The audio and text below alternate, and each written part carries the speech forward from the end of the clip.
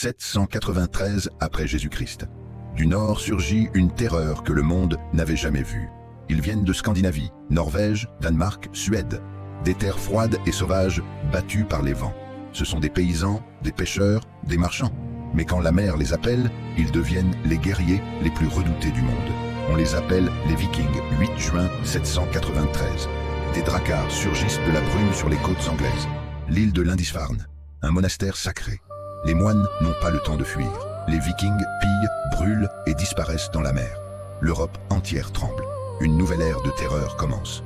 Pendant 300 ans, les Vikings sèment la terreur. Ils remontent les fleuves français. Ils assiègent Paris. Ils envahissent l'Angleterre. Ils atteignent la Méditerranée. Leurs dracars peuvent naviguer aussi bien en haute mer que sur les rivières. Personne ne leur échappe. Mais les Vikings ne sont pas que des guerriers. Ce sont aussi des explorateurs extraordinaires. Éric le Rouge découvre le Groenland. Son fils Leif Erikson pose le pied en Amérique du Nord. 500 ans avant Christophe Colomb, les Vikings ont découvert l'Amérique. Et personne ne s'en souvient.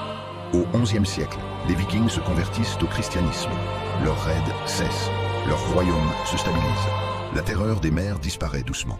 Mais leur héritage reste, dans les langues, les cultures et les pays qu'ils ont fondés. Les Vikings ont changé le monde pour toujours.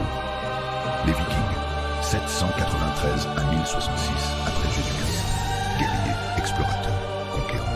Les maîtres incontestés des mers du Nord. Abonne-toi pour revivre l'histoire chaque semaine.